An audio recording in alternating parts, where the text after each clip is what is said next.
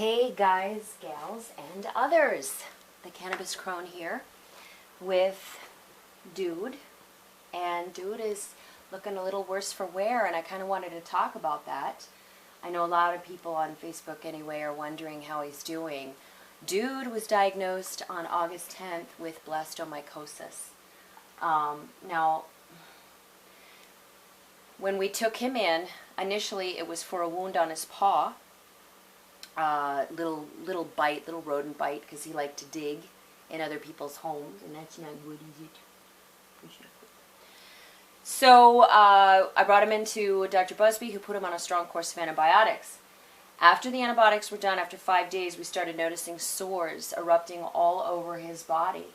You see the two on his face; they're dried up, but they were these large open sores. It's like his skin just suddenly started bursting in different places. And in the places where there weren't sores, there were bumps, like the one over his eye. Now, when I had taken him in the week later, when this started happening right away, I took him in and I thought maybe he was having an allergic reaction to the antibiotic. And it turns out that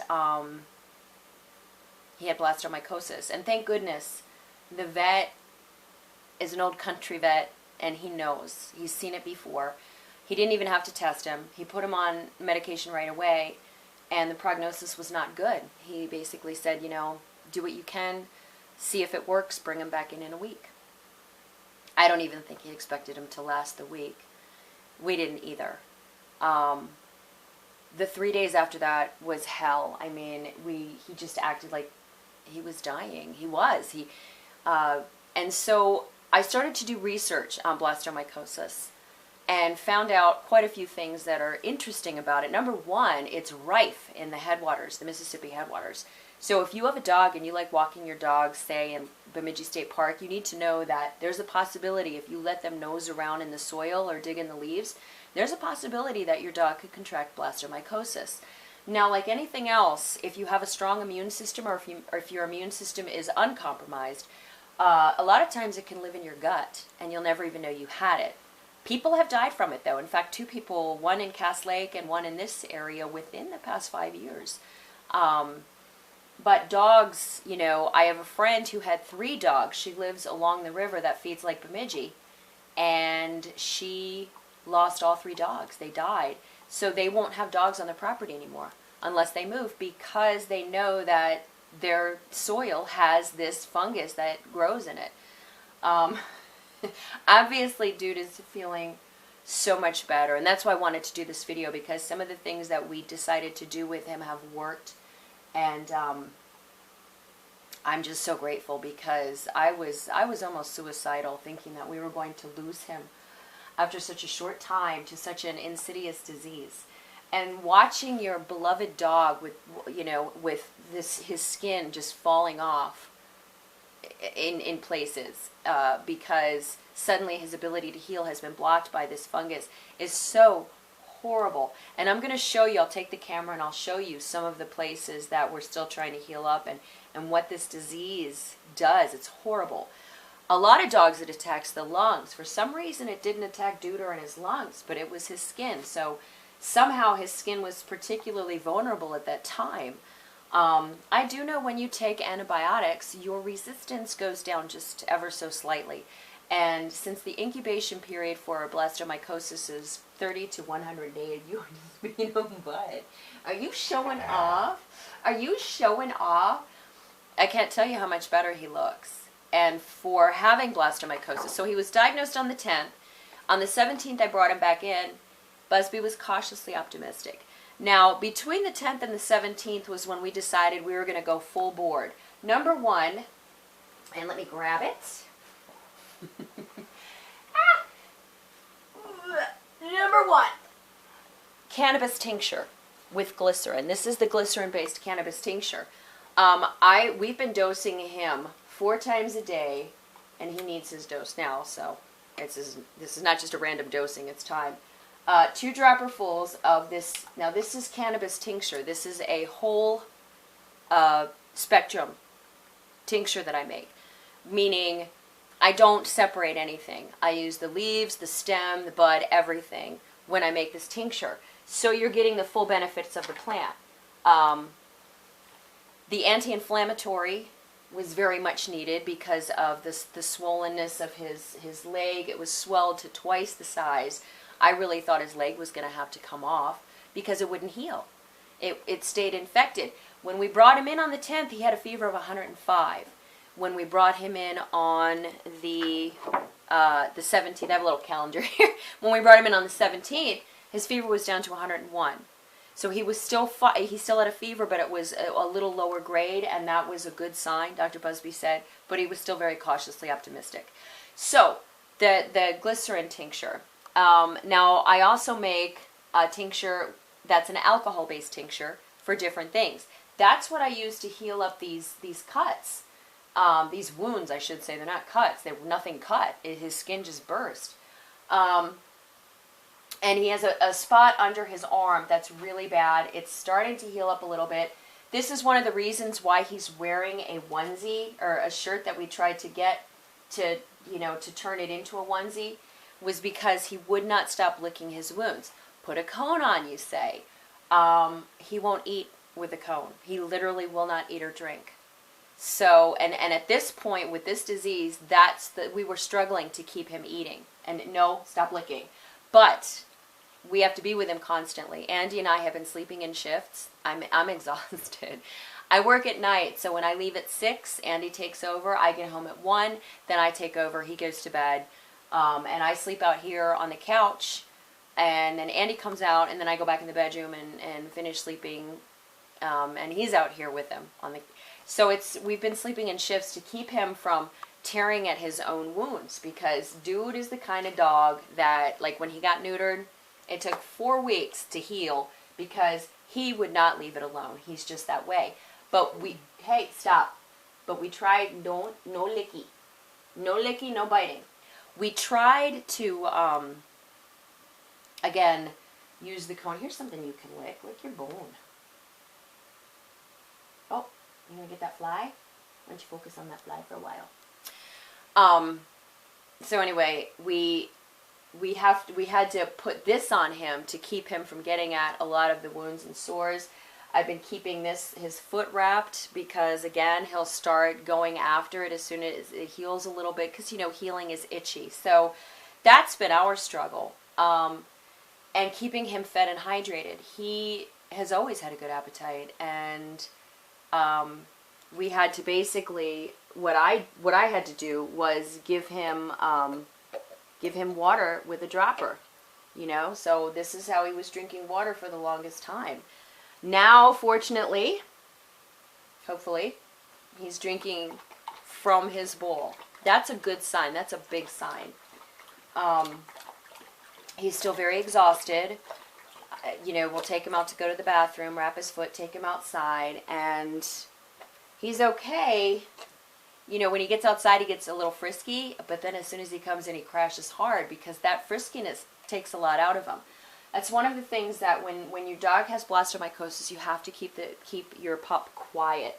Most of the time, that's not a problem, because they have such a hard time with being up and about, because this disease, it just completely destroys their immune system. It starts to destroy their organs, their organ function. It's horrible, and a lot of times they end up sounding like they're trying to breathe through fiberglass because of their lungs. Again, we were lucky. We were lucky because Dude, it didn't affect his lungs. It just affected his skin, and probably some internal stuff was going on too. But one of the most important things, keeping them hydrated, even if you have to give them water through a dropper. Sit there and do it all day if you have to. You want to keep their kidneys functioning. You want to keep them urinating, because the medication, shoot, I'll have to go get the medication. Look at Dude for a minute. Duder, entertain them. Yes, I'm not prepared. I'm exhausted. This has been 3 weeks of nonstop, trying to fight, because Dude's been fighting, so we've been fighting, and trying to. Okay, so ketoconazole is what he's on right now, and there's a couple of different ones. The ketoconazole doesn't have as many side effects, but it's a very strong medication, and it can damage their liver and kidneys like anything else. So hydration is key. Something else that we found, orange juice. Now, the research that I did on blastomycosis said to some of the holistic doctors were saying, in addition to, you know, the antibiotics or the medication, I'm not sure if this is an antibiotic, because blastomycosis is antibiotic resistant. The reason is, no licking. The reason it is antibiotic resistant is because the cells have this strong coating around them. It's almost like a walnut shell. So the antibiotic can't get past that defense. But antifungal foods can do that. Antifungal foods can eat away at that. So orange juice was something that we incorporated every day, constantly. This poor dog has been drinking more orange juice and that's when things started to take a little bit of a turn for the better. So it was almost like the orange juice was indeed eating away at that cellular defense that this fungus had, and allowing the antibiotic to get in and start to destroy some of these fungi cells. The other thing that we did was, I have those little capsules that you can buy with nothing in them, and then you can put stuff in them.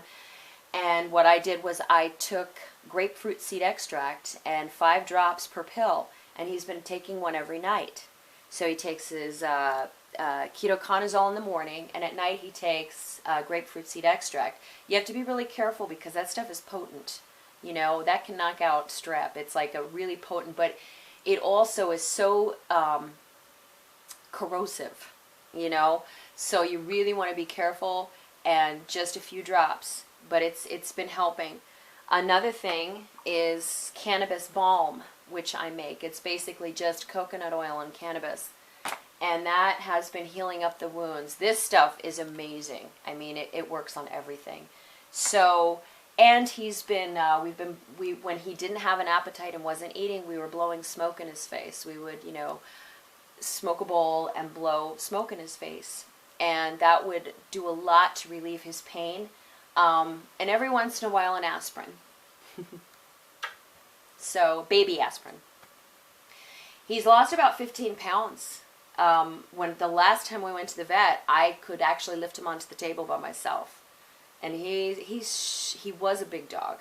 So it's going to take a little while to get his weight back and everything. But for now, we're very cautiously optimistic. He has such a great attitude now. He's eating. That's another thing. The only thing that we could get him to eat was beef hot dogs. And that was because, and only if Andy fed him. He wouldn't eat it from me. And that was because one of their favorite things to do when Dude was healthy was Andy would take Dude in the truck and they'd go to A&W and they'd get a hot dog. And they'd share a hot dog. Andy would buy him a plain hot dog and he'd have one. Although Dude does like a little ketchup on it. And so he lived off hot dogs for 2 days because we couldn't get him to eat anything else. I started cooking chicken and rice every night, and he'll eat that when it's fresh. He's going to be so spoiled by the time this is over with. I'm afraid he won't want to touch dog food again. But, you know, it's worth it. I will cook for him every night because I'm so happy that this is working. So the orange juice, citrus, there are plenty of antifungal foods out there too. Bananas are another one. But the orange juice was easier for us to give him.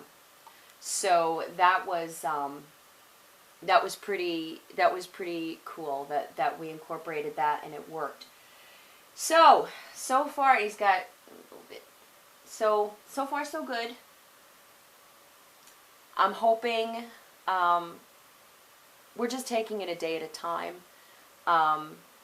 For a while, last week it was 1 step forward, 3 steps back. It was like we just it was hard. But now he's doing better.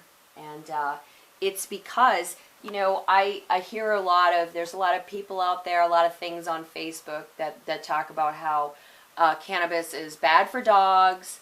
It's not bad for dogs.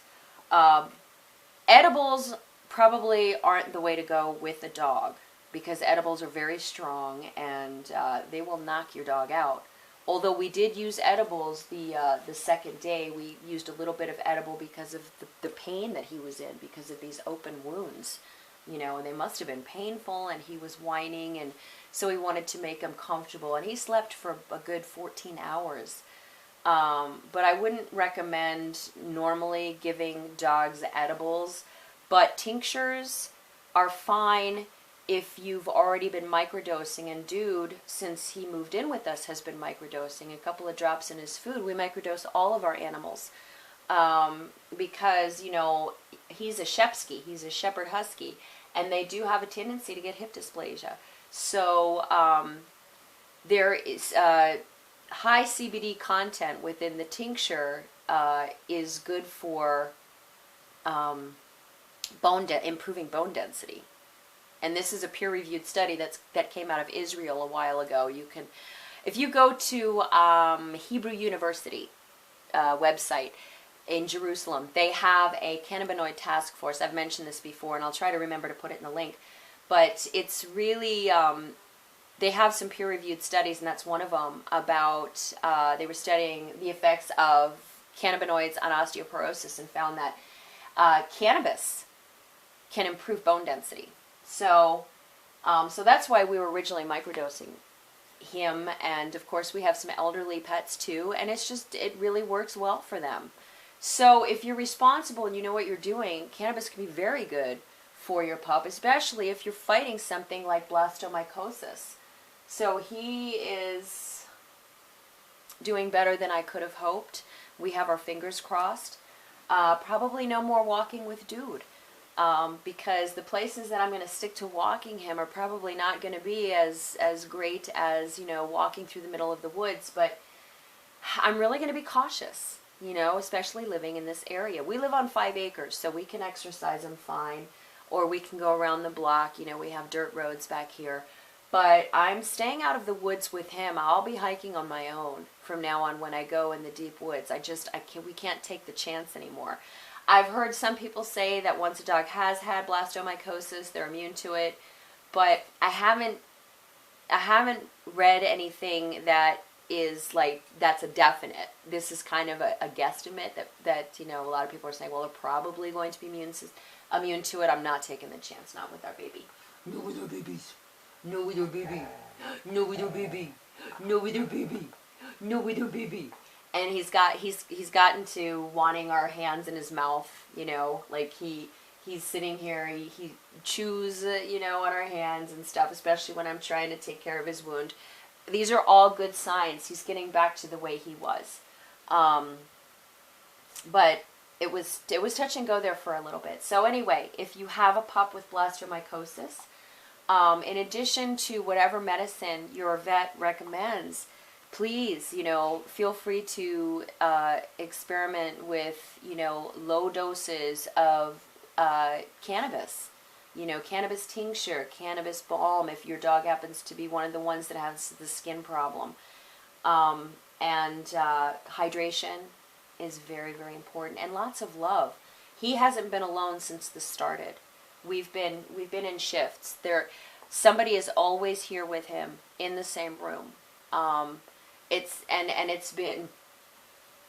been hard, but it's been worth it, because us being around, continuously reminding him how important he is to us and how much we love him has really worked to help. Now I'm going to show you. This is his. I'm going to show you his foot. You know, this was one of the reasons why he went in initially to the vets. And now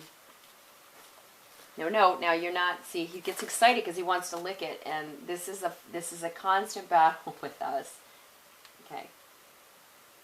Of course, I found that masking tape works better when you're working with dogs for some reason, because he can't chew it off as easily. We're using old socks and, you know, whatever we can use. So, Dude, stop. Say that this is, Dude, no. I gotta show people so that they know Okay, so now this is not nearly as swollen, but this is what we were contending with. This has been a wound that is not healed. It's been 3 weeks. It's better, but it hasn't healed like it was supposed to, simply because of this thing that attacks your autoimmune system, you know? So we'll let it air out a little bit. No, you're not going to lick it. No. Stop it. He also has a wound under his arm, which is why we've got the shirt on, so that he can't get to that, so that if he does, you know, try and lick and chew, he's at least doing it through the fabric. And again, we've had some, I'll show you some of the, you know, this wound right here. Let me see. Yep. See, there's one. This one.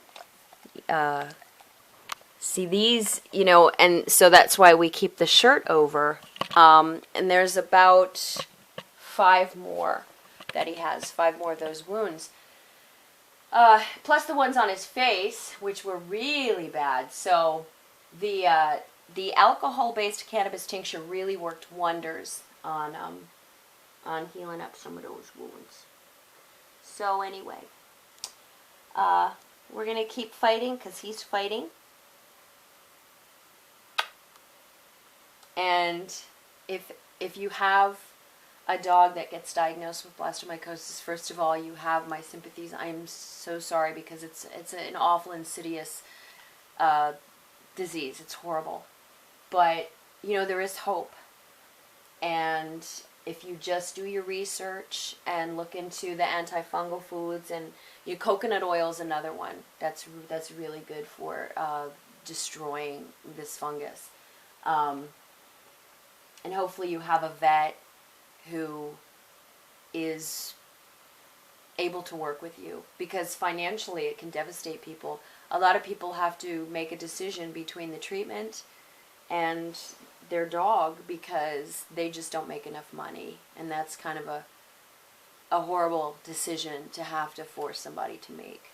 So I was very lucky that I have the only vet in town who was willing to work with us on, you know, without having to pay right up front. So that's lucky for us. So anyway, I hope everyone has a beautiful day, and I will leave kind of the treatment plan that we've been doing for Dude in the bottom section, and I'm probably going to be off Facebook pretty soon here. So if you want updates on Duder, I will definitely, I mean, we probably won't do walking with Dude, but we'll do playing with Dude. You know, I'm still gonna, he likes to be part of the limelight, so, and he's such a pretty boy to do it, too. Alright, well, we're gonna go outside and see if we can go pee-pee. Wanna go outside? Yeah. Yeah, he likes going outside. Have a beautiful day, everybody. Namaste.